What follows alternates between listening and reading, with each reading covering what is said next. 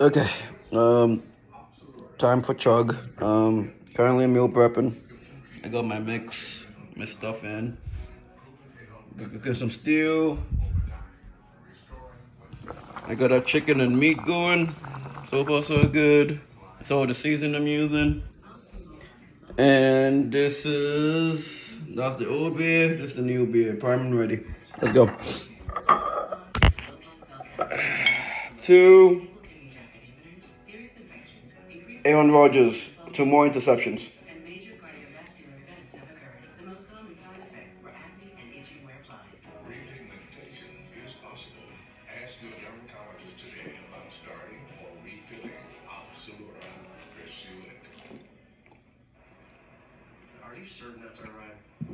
Oh, oh. I so almost puked. I tried. It's a little left.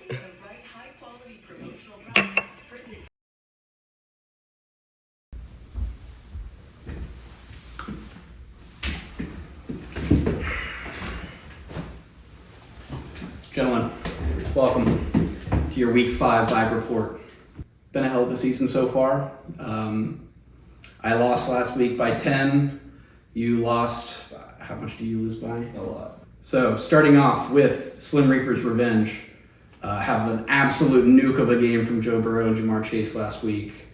Half your team's on bye, so that can't be great for the morale in the locker room. But start Juwan Jennings in your flex. that's tough. Vibes can't be great there. But the vibes can't be too low after Joe Burrow, Jamar, 80 bomb. Yeah, Devontae Smith comes back this week. He just needs to figure out who to drop before he comes off IR. So, yeah, I think the vibes are solid here. You're obviously a little shaky at running back, but, you figure it out. A couple moves here on this team this week, so maybe figuring out exactly how the new game plan is going to work. Moving on to Tush Push Kush. Gets Jalen Hurts and AJ Brown back this week. Made an interesting move to acquire DK. Really like this trade for you. I think it makes your depth a lot better, especially maybe not depth, the top of your team a lot better. Yeah, AJ Brown in the flex is Right. That's pretty you gotta be crazy. feeling pretty good about Yeah, that. Brian Thomas has been having a Puka-esque rookie season. He's been fantastic. You hope that Etienne's involvement, not Etienne, Evan Ingram's involvement back in the offense doesn't do anything for Brian Thomas's workload. With how he's been playing, I don't see that I happening. don't see that one either. Yeah, so I think you're trending up here, having all your guys back. You're pretty happy this week. On to my opponent for the week, Baby Want Milky. I'd imagine vibes are still pretty high overall, but you definitely lost last week. Yeah. You took your first loss. Definitely a bit lower, I would imagine. Probably regretting the Dallas Goedert keep, Brock Bowers drop, I would imagine. Yeah, the Brock Bowers trade had to hurt last week. The outlook on the team is still super high. You've got a lot of really great players in your lineup. Moving on to Swifties for Smirnoff. You've got your stack on bye. I assume you're starting Caleb Williams. I think maybe he's turned it around. He's looked better the last couple of weeks, and you're stacking him with Romadunze, so hopefully that works out, and DeAndre Swift. Kalushka here, injury. I don't know, I'd say meh. The team's vibes are meh. They're not bad, not good. You're happy after getting Saquon back after last week. The buys are going to hurt probably this week, but a newly renamed and newly For the third time. staffed team in Bacon Switch, led by Baker Mayfield. I like the moves that Noah's been making the last couple days. I think his team looks almost 100% different than it did at the beginning of the year. So Nico Collins on the IR, though, has got to be a that blow to the... definitely sucks. Obviously, Bijan has another week of subpar performance, especially based on where he was drafted. Mediocrity, one might say. Riley Reid option takes his second loss of the year this past week. Bit of a stinker, if I recall. This team's floor looks pretty solid. Obviously Debo had like 3 receptions for 13 yards last week. That's not repeatable. No, not something you're expecting to see again. Speaking of the second coming, Jaden Daniels continues to be just absolutely outstanding, both in real life and in fantasy. He's just like throwing dots and running a ton of yards every week. Anyway, I think the vibes here are pretty good. You're a little prone to boom bust, especially with some of the, like, obviously Calvin Ridley's on bye this week, but he's a guy. Rashid Shaheed's a boom bust guy. So far, all the tight ends have been either scoring touchdowns or non-existent. So next up, Jefferson Starship. Rough is all I could describe this season as. A pretty solid team. Malik Neighbors, CJ Stroud, James Cook, Darnell Mooney. Yeah, Darnell Mooney went nuclear on Bennett's bench last week. Malik Neighbors was out. CJ Stroud honestly has not looked great this year, especially for fantasy. He's thrown like a lot of ends. Kind of winning games. Yeah, they've been sneaking out games, but that's great for real life. But for fantasy, you probably want to be averaging more than CJ Stroud's like 12 points. Same thing with Rachaad White. He's been underperforming a little bit. Nick Chubb coming back here in the near future in the next couple of weeks. Jefferson on bye this week, so I like your depth a lot. Moving on to my team, Marvin on my deck. We blew it up. We blew it all up. 0-5. It had to be done. An almost entirely new locker room. I've got my OG boys with me. We got Dak, Ramondre, and Jake, and Jacoby. Pretty happy with Jake Ferguson so far this year. And yeah, I traded Tyreek. I got what I think is at least just a better floor. I mean, it's probably one of the first weeks in a while I've been projected in the plus 110 number. But yeah, the vibes are up for us here. We're obviously sad to see our ex-captain go, but the moves you made are gonna help a lot, especially in the next couple weeks, as the Dolphins are still gonna be like really bad. But Wandale and T. Higgins should be really great. Marvin Harrison should bounce back. He's had 2 down weeks in a row. But against the Packers, they're probably gonna have to pass the ball. You gotta hope that things improve. I've done what I can. It can't get much worse. I've done what I can. All right, next up, Blue Medical Tent. Kevin gets high score of the week, moves to 2-3. I think he said that the only way he can win matchups is if he puts up the highest score, which I think the only 2 weeks he's won, he has had the high score. Cooper Kupp out 1 or 2 more weeks. You're obviously super anxious to have that.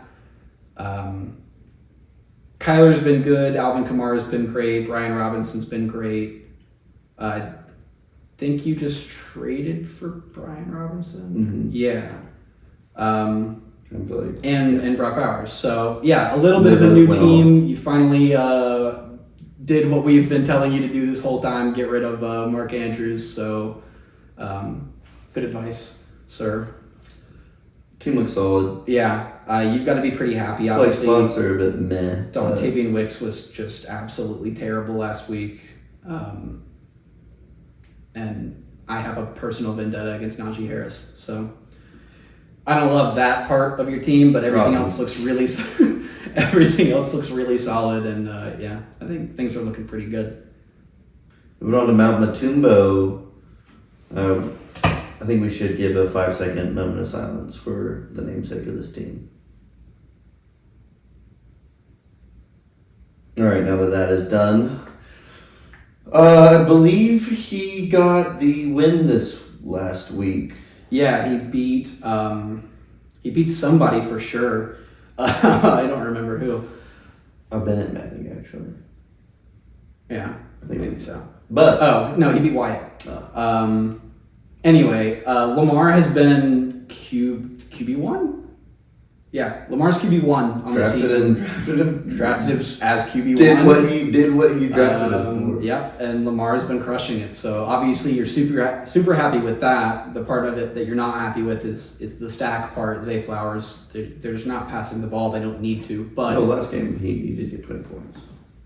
I mean, Javonte Williams and Jalen Tolbert. I think you just need some better wide receivers on this team. You got Jonathan Brooks and Kyron Williams theoretically coming back, and I mean, Kyron Williams is a big part of your team. Jonathan Brooks has the potential to be pretty good. I'm gonna take this one. Yeah, we got Hall or nothing. Not much of a Hall game last week, and did he win? He did win, just barely over Charlie. But baby want milky. So I mean, hey, no Brees Hall still putting up a respectable 113. I feel that this team has some high highs and some low lows. Did just make the trade for Chuba. So yeah, a lot of running backs on this team, which has been performing really well for Alex so far. DJ Moore is looking good, looking like, I mean, the guy he's always could have been. Chris Olave. Obviously, Derek Carr is out this week, so Chris Olave is getting thrown to by some rookie that I don't remember his name, but it's probably going to be absolutely horrendous. The vibes for Chris Olave specifically are in the gutter, but everything else, obviously, the Lions bye was last week, so you get Jameer back. That's exciting. The Chargers bye was last week. You get J.K. Dobbins back. So yeah, hopefully a bounce back week for you. You're happy that you escaped with a win last week. Yeah, that's going to be an interesting one, and it's, I think, a decision that has burned Alex and probably will burn Alex again. But thus is the life of fantasy. Last but not least, my team. We lose our second game last week in a brutal loss to Noah's team. Brandon Ayuk looks super back, but Brock Purdy and Jordan Mason turned the ball over a total of 3 times in the last 2 minutes of the football game. It lost me my week single-handedly, which is super brutal, but it's all right. I was out Devontae Adams. I will be out Devontae Adams. Who knows how long? I need him to get traded somewhere. I don't care where. Tyrone Tracy had a great week last week. I'm excited to hopefully see him get worked into the Giants backfield a little bit. Big trade this week. Did acquire Tyreek Hill. We'll go through all the trades here in a minute. Couple waiver wire moves. I picked up Evan Ingram and Kirk Cousins. And yeah, I think the vibes here are pretty good. I have David Montgomery back. Trey McBride is working his way back after his concussion a couple weeks ago, and Jaden Reed continues to look pretty great. Yeah, all right, I think it's a good team. George Pickens with a bit of a stinker last week. Yeah, he sold me, but they didn't throw to him until like the fourth quarter. So and then he fumbled on a lateral or something. It was terrible.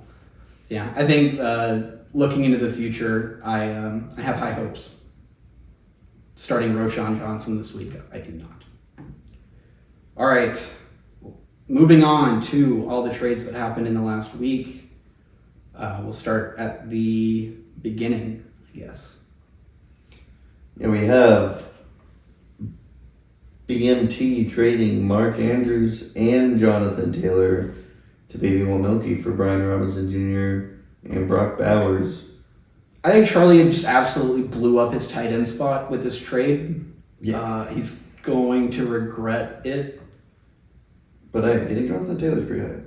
Yes. Brian Robinson Jr. looks good too, though. Definitely. So, I kind of felt like an unnecessary move, in my opinion. Yeah, Jonathan Taylor dealt with an ankle something last week. So obviously you hope he's back to 100% this week. But you can do what you want when you're on top. You can do what you want when you're 4-0, and Charlie does exactly that, acquiring somebody who he thinks is a definite upgrade, and time will tell. Tank Dell and Travis Etienne for James Conner. I just needed to consolidate. I needed to get some guys that have, I think, truly good boom potential. But so yeah, I think a definite improvement to your floor, and then James Conner should still be able to put up some really big weeks. Yeah, he's running back 9 right now. Right. Good guy right there. Exactly. Second trade. Also my with me. With you. We have I give T. Higgins and Wan'Dale Robinson for Tyreek Hill. obviously you like this trade because it improves your floor a tremendous amount over who you were starting beforehand. I mean, this was I can't understate, I think, the impact that this trade will have on the rest of my season. I think this was the diamond, the hand, the gift from God saying, here's two. Well, T. Higgins isn't right now, but he's looking good. Here's Put up 30 last here's week. two potentially, and then like 13 the week before. Yeah, Off an something injury. like that. So he's looking good. Yeah. Here's two solid receivers that you probably can hope to get 13 to 20 points from in a week, and I needed that. I hadn't traded Tyreek because I drafted him in the first position, and I kind of thought I needed either a speculative 1-for-1 or a solid 2-for-1, and I mean you fit all the boxes for me. I think the trade makes sense for me too. Obviously, I'm 3-2 now, and maybe punting this week a little bit. Tyreek on bye, and I'm playing Charlie, so we're just gonna hope and see if we can sneak a win here. But then once Tyreek Hill's back, I fully expect him to be back and better than ever. And if not, I did the same thing last year. Absolutely punted my entire season. So Third time's the charm. I'm so ready to get hurt again. All right. Next, we have Tush Push Kush trading with Jefferson Starship. Bennett gives DK Metcalf and receives Tucker Kraft and Alan Lazard. I've been thinking about this trade. I didn't really like it at first for Bennett, but I've leaned to the opinion I don't hate it, pending Tucker Kraft continues his rampage. Yes. Because Alan Lazard, you're basically swapping DK for Alan Lazard, and DK's like what, a top 7 receiver right now. He's doing pretty solid, and Alan Lazard's giving also though a consistent 10 points. Yeah. I think average I just saw was 13. Yeah. Right.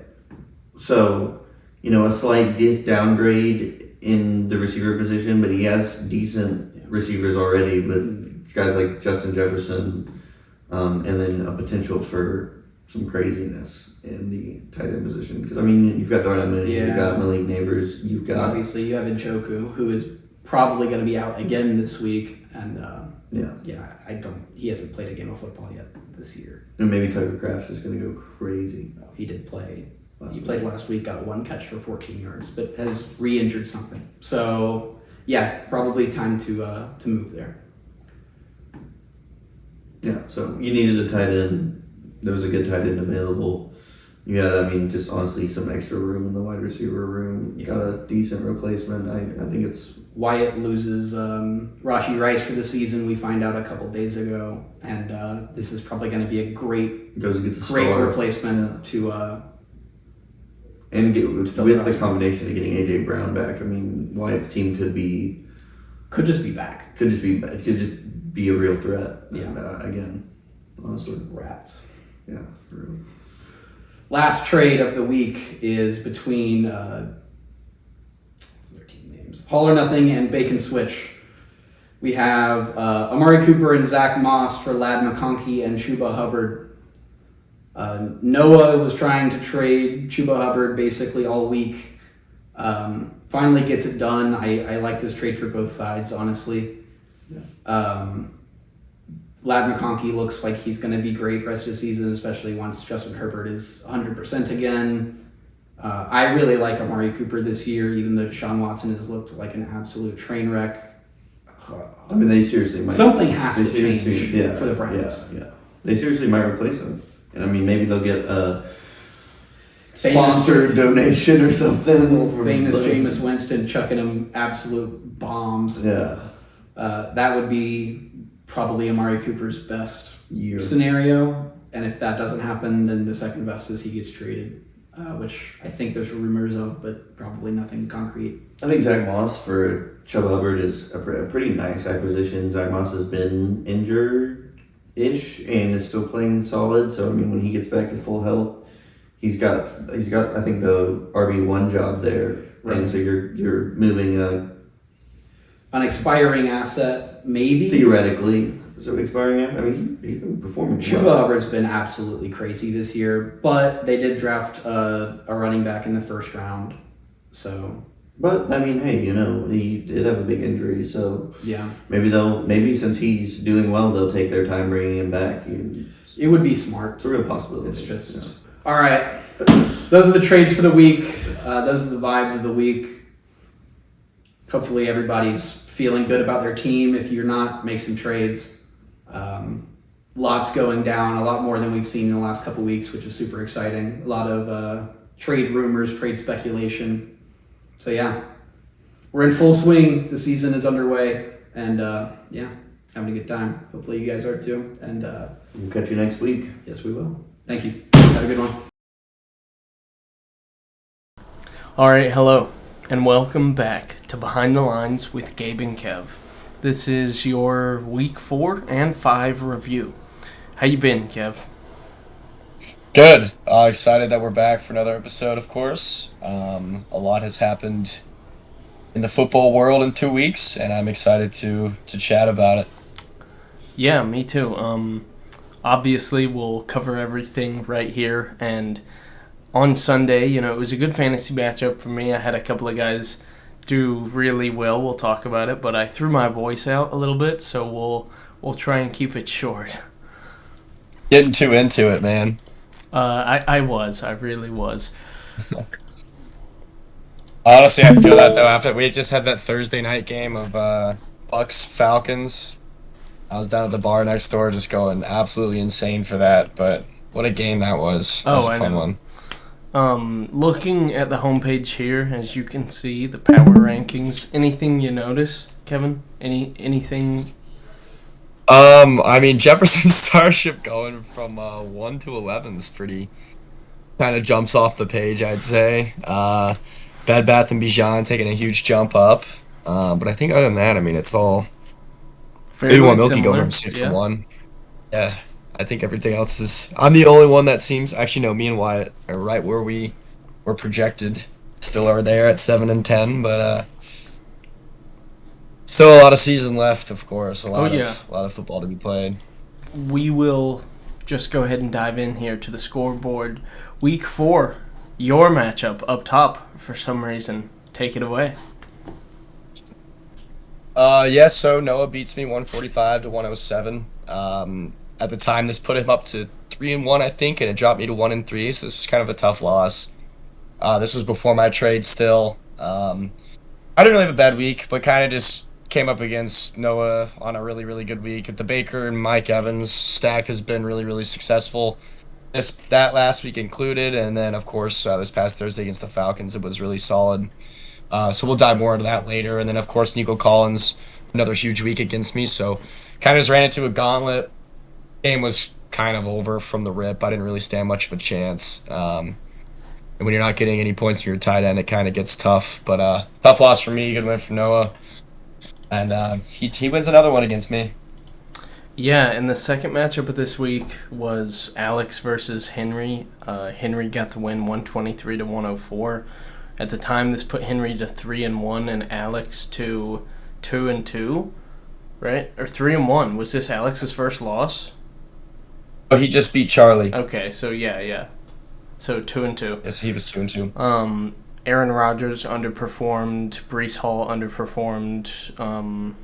Decent performance from everyone else, but Henry's team was just more solid throughout. Great game from Jaden Reed again and Jordan Mason, replacing Christian McCaffrey, which, I would say that's the only reason that Henry's team is 3-2 right now. Like, it might be the only reason that he has 3 wins. He could be defeated. If he had drafted CMC 101 and somebody else got Jordan Mason, he's definitely put up, like, substantial fantasy numbers.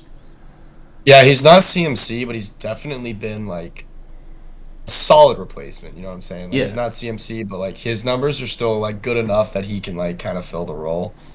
It's obviously tough to lose CMC, but Our next matchup here is 50s and Smirnoff and Marvin on my deck. Of course, Eli lost this one, 120 to 89. Sam, I think at this point moved to 3-1, and this dropped Eli to 0-4. Sam's team's been putting up some good numbers lately. Even currently with sitting the third. Travis Kelsey and Yeah, and the Patrick Mahomes stack stack has been being kind buns. of subpar. He's also got Xavier Worthy, so he's really investing heavily on the Kansas City offense, which with Rashee Rice now being down, could be good. We'll see. And then of course the resurgence of DeAndre Swift has been really huge for him lately. But congrats to him for this win. Kind of a blowout here, so we don't really need to cover it too much. But 120 to 89, a pretty comfortable win for Sam there. Yeah, and taking a look at the next matchup, mine, I got stomped by Charlie. It put me to 1-3 and him to 4-0 at the time. Josh Allen did not have a good game, and he still put up 151. It was crazy. He got highest score. His team looks good, and it looks really good. My team looked all right. The real underperformances were Achan, Quentin Johnston, and Keenan Allen, and then that really is the reason why I didn't put up a competitive number, but nothing really else to say. Got stomped on, and You and me both that week, man. Yeah. The two highest scores, Noah and Charlie kind of just put it to us, fortunately. Vibes would have been down had we done this pod last week. Thank God they're a little bit better this week. But next matchup here is Mount Matubo and Jefferson Starship. Bennett gets his first win of the season with this one last week, and I think this put Al to 2-2. I don't know exactly, but I know for sure this was Bennett's first win. He wins 128 to 88. Not really a super close game. Really solid number from Bennett here. Al was the lowest scorer on the week, barely, just by a point. Gave us a beer chug for that, which is honestly 88 is really gave not us 2. Yeah, true. He gave us 2. I'm a little I didn't realize how bad, or that it was only 88 that he had to do a beer chug for. It's really not that bad. And Eli had like 89. Yeah, Eli has 89.24, so we buried him by 1.2. And Al had the Chase only Brown thing I on really the wanna- bench. The only thing I really want to comment on this game is Carson Steele having negative 0.4 points. I mean, that is comedy gold. He didn't even get hurt. He just fumbled. He came in, ran the ball twice, fumbled, and they took him out for the game. And then Chase Brown It's pretty on funny the bench. stuff. Yeah, had a huge game with 23 there. That, Wouldn't have wouldn't won in the won week, game, but no beer chug. would have been no beer chug, and also just good to have the points, of course. Yeah. But yeah, congrats to Bennett. Got that first win last week, and he's not now. He's got that off his chest at least. Yeah, getting the first win of the season is always important, and it feels really good. Eli has still yet to get there, but I'm confident he will one of these weeks coming up. Our last matchup of week 4, Tush Push versus Riley Reed option. It was Wyatt's first win. Did he just win this week? No, he lost this week by a lot. So this was his second win. He went to 2-2. Beat Tal by 10 points. Tal went to 3-1, and then That was Tal's first loss. Decent scores all around. Rashee Rice, of course, got blown apart in this game and is now confirmed out for the rest of the season. We'll discuss the implications of that later, but Wyatt gets the win anyway. Tal's team kind of suffering from the injury bug right now, and he didn't have anyone on bye-in this week, but Isaiah Pacheco still on the IR and kind of told the tale there. That'll do it for your Week 4 review, and now we'll go ahead and jump in here to Week 5. Do you want to take this top one? Yeah, that is, who was that? Is this a name change? It is. Yeah. A team name change. Master of the Dark Arts. I was unaware of this. Noah changes his name. This must be really new because I was looking at scores last night. Yeah, Noah wins this one. Master of the Dark Arts over the Masonic Lodge. Noah and Henry, 126 to 116. Honestly, a pretty high scoring game here as far as total score goes, and pretty evenly matched. Once again, though, I kind of mentioned this briefly about Week 4. The Baker and the Mike Evans stack, again, does it. I mean, that game was an absolute shootout on Thursday. I think pretty much every fantasy piece was awesome to have, except for maybe Bijan, to be honest, with only 10.7 points. But still enough to get the job done here. He gets Nico Collins, who gets hurt at halftime and is now going to miss some time. But at least he got it done for the week. So he was successful in week 5. Now you're going to be without him for a couple weeks. So Noah's going to have to navigate that injury, unfortunately. But another good week from Chuba Hubbard. See how he does with Jonathan Brooks coming back soon. Then a bunch of honestly solid scores with Josh Jacobs, Cole Kmet, and Mike Williams with kind of a bad game. But enough to get the job done with 126. And of course, Baker Mayfield being QB 1. Oh, I don't think he's winning now. Is he still 1 or is it Lamar now? He's 2. It's Lamar now. It's Lamar. I was looking at that. Yeah, but still QB2 on the season, in which, I mean, with Baker Mayfield, that is pretty absurd. And of course, Anthony Richardson as his backup. Absolutely. The other side of the ball, really big game from T. Higgins. Really solid game from Brandon Ayuk. Good to see Brandon Ayuk kind of getting back into the swing of things. He'd kind of been overshadowed by Debo at the beginning of the year, and then Juwan Jennings for a couple weeks, but he's the main target in San Francisco in a loss, unfortunately. But Brock Purdy only puts up 11. Jordan Mason only puts up 8 against Arizona's soft defense. So kind of disappointing. A bigger week from them, and Henry would have had an easy win, but wasn't meant to be. And a bad game from George Pickens as well. Comes up short barely, unfortunately. With 116, but pretty evenly matched game here, and a good stream of Tyrone Tracy too, with Devin Singletary being gone, so good play there. But Henry's team is solid. He puts up a good number every week. Just kind of ran into a Noah's team man who scored 148 at me the last week, and he goes and puts up 126. So his team's on kind of a heater right now with that new Mike Evans, Baker Mayfield stack. Yeah, I think you did a great job explaining it. Henry with Monty on bye, kind of suffering that, running back 2/flex position. And Devontae Adams is hurt. I should have said that as well. Yeah, Sorry. and I mean, obviously that plays a big factor. He hasn't been great, but if he had started Wandale over George Pickens, then you get the win there, and that's got to sting. But I think you did a great job. The next matchup is also yours. Do you want to go ahead and take that too? Yeah, I'll take it since it's mine here. So Blue Medical Tent versus Marvin on my deck. I get the win here, 134 to 105. I move up to 2-3 with the win. Eli falls to 0-5, still winless. The last team without a win, unfortunately. What did Sam have last year? Was it 10? Yeah, it was 10 in a row. Okay, 0-10. So halfway there. Still a lot of time to not do that, but going down obviously a dark path. But it felt good to get the win here for me. We got some tiebreakers, so I'm up at 7th now. But just a huge game from Jake London on Thursday. I made the trade, got rid of Jonathan Taylor.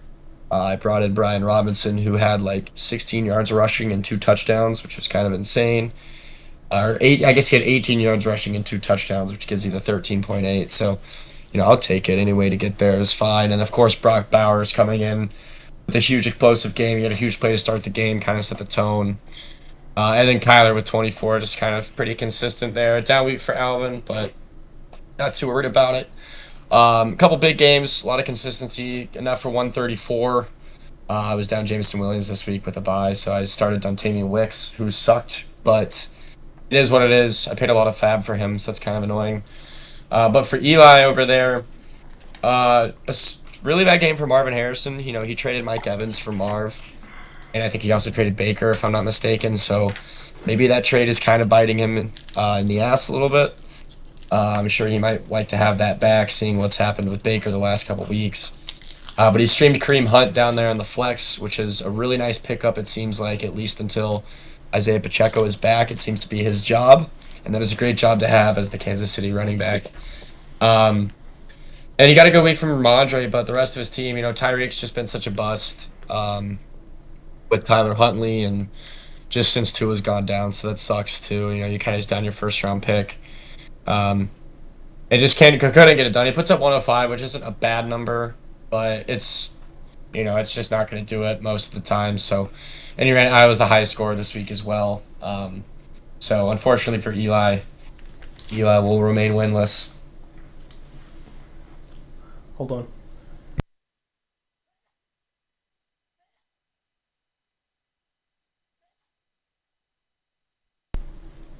Had to sneeze. There you go.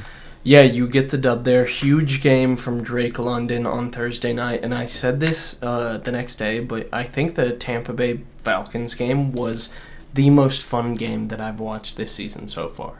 Like the NFL, That was a great one. And then, dude, the Baltimore Cincinnati game. it was also just incredible as to good, watch. yeah. Um, Unbelievable. these like the NFL games this year have largely been low scoring compared to what we're seeing. You can look at both sides here, and overall not fun. Like a lot of rushing touchdowns. There's been some cool plays and stuff, but a ton of injuries and like a lot of guys underperforming or injuries that affect the rest of the team, like Tua going down or like bad offensive line or injured offensive line. But yeah, you get a 29-point dub here, and nothing really else to be said. The next matchup of the week is Baby Want Milky. He finally loses against Alex's team, Hall or Nothing. 105 to 113.7. Charlie made it interesting there at the end. CeeDee Lamb, he started off pretty hot, put up like 8-9 points in the first quarter, maybe into the second, and then trailed off there for the rest of the game. Another kind of underperformance from Josh Allen. 16 is fine, but it's not great. The rest of the team, all in double digits for the most part, but you know, you have to talk about the glaring thing that we kind of mentioned. He traded away Brian Robinson and Brock Bowers, and had he had Brock Bowers, he would have won this game and stayed undefeated, gone to 5-0. He does have, you know, Tyler Lockett and JSN both putting up double digits on the bench, but the thing is, two receivers on the same team, you're never going to start both. And Charlie has not really had any injuries this year. Jonathan Taylor kind of has something right now, may miss another game, but if he's back and Charlie is starting him over either JSN or Austin Eckler, it's still a very scary team. He's number 1, 4-1 for a reason. But Alex, you know, puts a chink in the armor here and gets his first loss out of the way.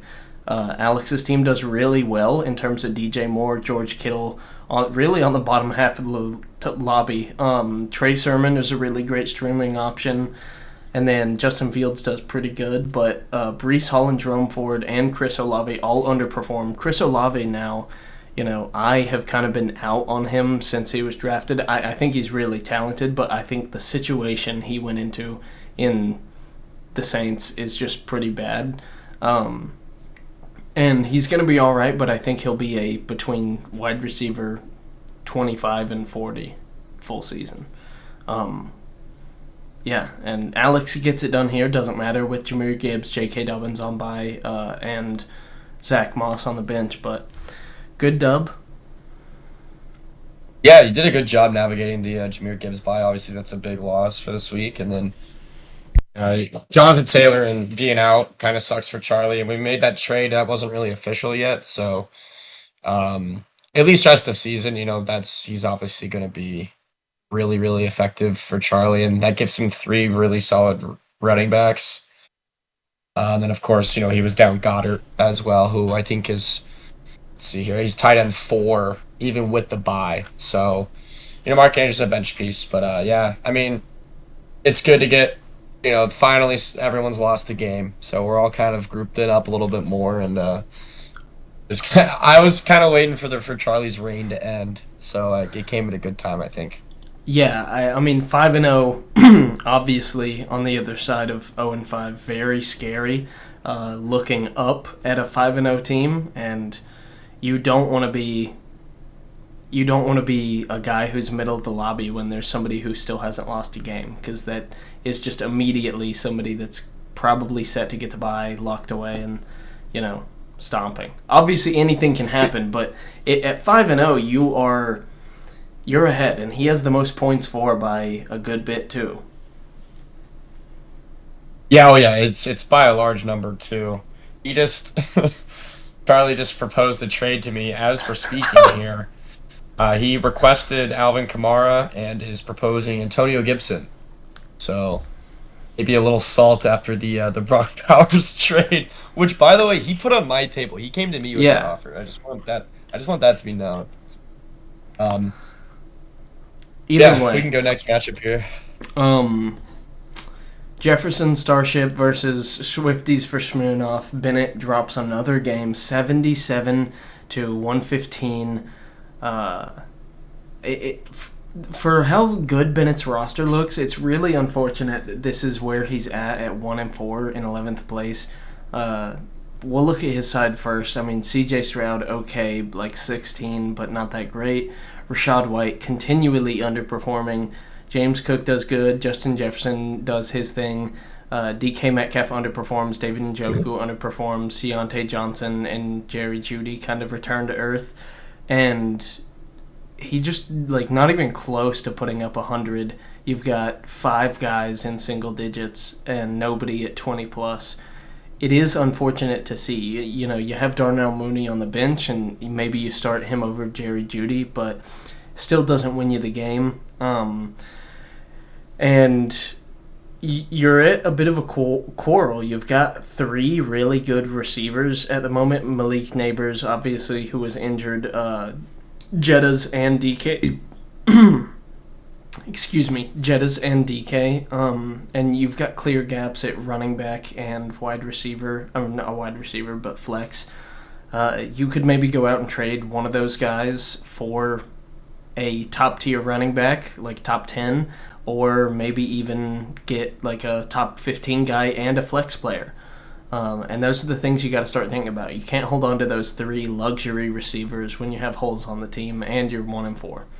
Swifties for Smirnoff. Sam's team puts up a good score. DeAndre Swift, really great game. Same thing with Garrett Wilson. Kind of just got fed by Aaron Rodgers. And then the rest of the team does all right. Patrick Mahomes and Travis Kelce look pretty pedestrian again. I mean, that trio stack combining for only 38 points, averaging like 12.5 per. Not great.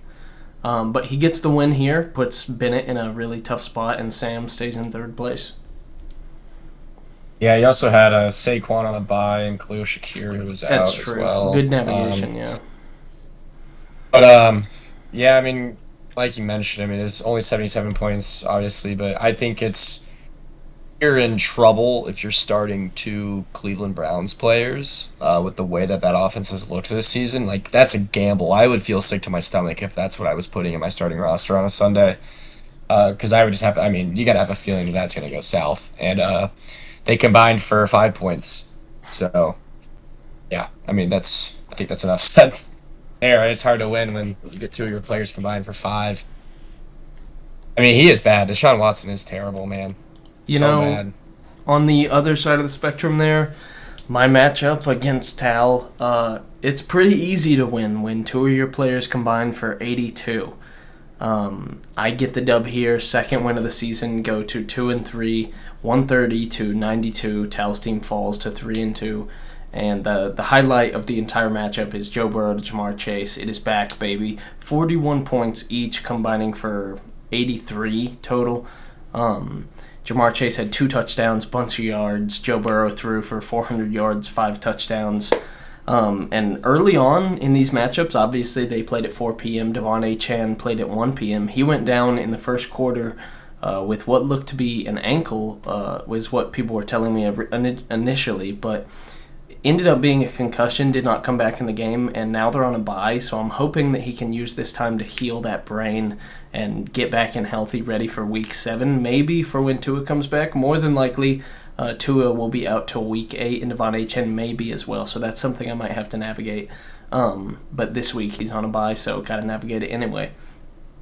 Rest of the team kind of did mediocre. Jordan Addison, Jalen Waddle, Keenan Allen, all under 10. James Conner continues to be a great. He is a running back 1 now. He's running back 9 or 10, I believe. Fact check. 10. 10. Boom. 10.